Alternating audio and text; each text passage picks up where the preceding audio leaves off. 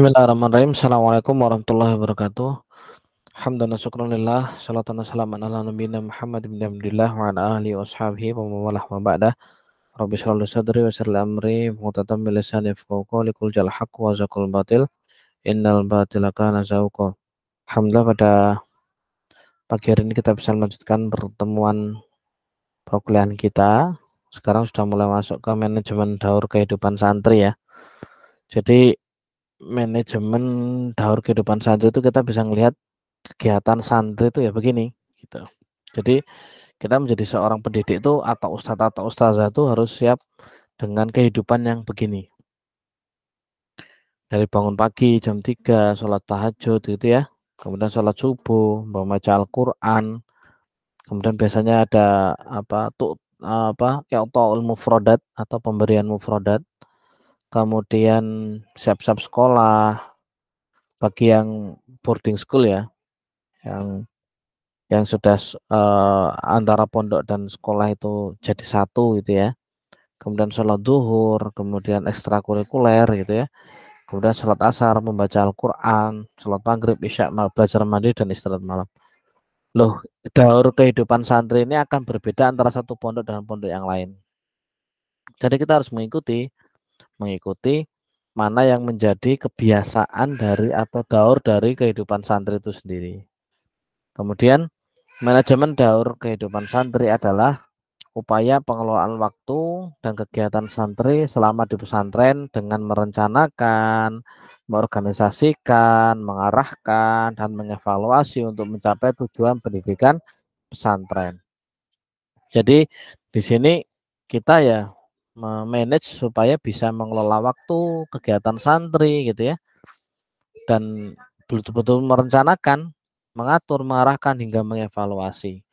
Semua kegiatan itu harus mencapai atau terarah sampai kepada tujuan pendidikan pesantren. Kedua, pada umumnya pesantren mengarahkan tugas manajemen daur kehidupan santri pada suatu badan khusus yang hampir memiliki kendali terhadap seluruh unit atau bidang khusus, yaitu disebut staf pengasuhan santri.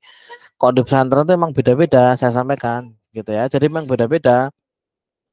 Ada yang namanya riayah, ada yang namanya pengasuhan, ada yang namanya musyrif gitu. Itu beda-beda tetapi fungsinya sama. Kemudian daur itu artinya adalah kehidupan keseharian yang berputar gitu ya dalam kehidupan santri. Kemudian staf pengasuhan santri merupakan bidang khusus di bawah kendali pengasuh dan pimpinan pesantren. Jadi kalau di pondok pesantren itu biasanya ada pimpinan pesantren kemudian langsung pengasuhan gitu ya, pengasuhan.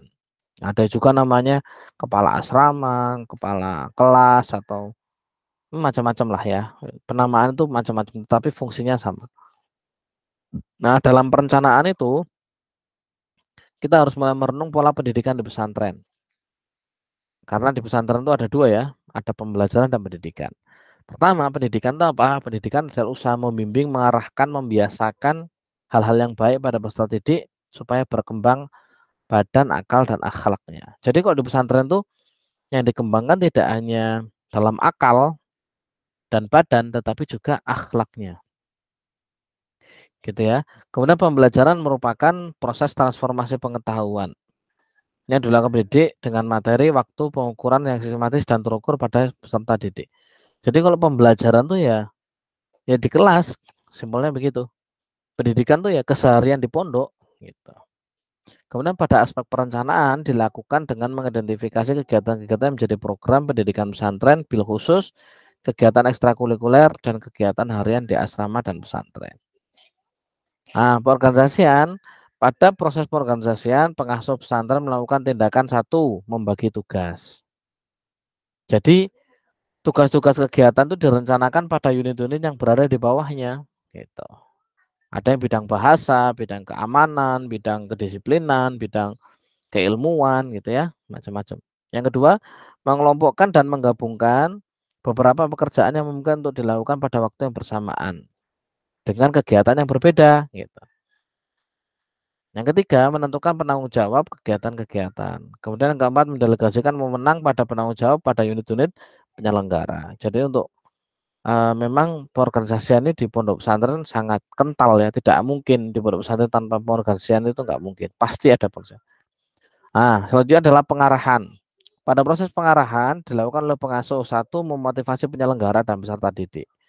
Jadi pengasuh itu harus memotivasi penyelenggara atau unit-unit tadi dan juga peserta didiknya atau santrinya. Kedua, mengarahkan agar kegiatan dapat terselenggara secara efektif dan efisien. Ketika memberdayakan sumber daya yang dapat kiranya untuk dimanfaatkan dan bahkan dioptimalkan. Yang keempat, memberikan insentif penghargaan terhadap keberhasilan peserta dan penyelenggara. Jadi memang tidak hanya menyuruh atau mengarahkan, tetapi juga pemberian insentif penghargaan itu juga penting, reward ya, reward ya. Kemudian mengkoordinasikan antar unit untuk sinergi dan kolaborasi. Nah, terakhir adalah evaluasi gitu. Jadi seorang pengasuh harus tidak hanya mengorganisasikan, mengarahkan, tapi juga harus ada evaluasi. Evaluasi bagaimana? Evaluasi yang dilakukan pada saat kegiatan diselenggarakan dengan pengawasan partisipatif. Partisipatif itu pengawasan yang ikut di dalamnya, include kegiatan itu. Gitu. Bukan hanya evaluasi di luar, gitu. Tapi betul-betul ikut berkecimpung di situ. Kedua, evaluasi mingguan terhadap temuan-temuan yang terjadi pada setiap akhir pekan dan menjelang akhir pekan. Jadi bagaimana sih perkembangan akhlak santri ini, bagaimana sih perkembangan akalnya, bagaimana sih perkembangan badannya, dan lain-lain gitu ya. Ada evaluasi persoalan-persoalan begitu. Kemudian ketiga, evaluasi bulanan terkait dengan kegiatan utama pada 1 bulan ke depan atau event-event pokok yang akan diselenggarakan pada beberapa bulan ke depan. Jadi evaluasi harian ada, atau tadi ikut partisipatif, mingguan pun ada, bulanan pun ada. Dan ini untuk memikirkan event-event ke depan apa gitu. Merencanakan dari sekarang gitu ya. Kemudian evaluasi tahunan dilakukan dengan melibatkan seluruh pertanggungjawaban semua unit terhadap terlaksana kegiatan pengasuhan. Partisipatif, mingguan, bulanan, sampai tahunan harus ada evaluasinya. Karena di pondok pesantren itu dinamis sekali. Perkembangannya cepat, harus segera ada tindakan, tidak boleh lama-lama supaya menjadi solusi gitu ya. Nah, begitu untuk pengantar tentang daur kehidupan santri di pondok pesantren.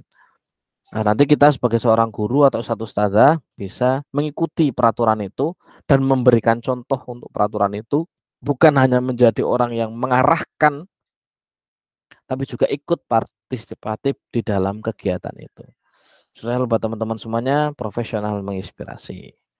Oke, mudah-mudahan jika nanti ada pertanyaan bisa dilanjutkan di grup.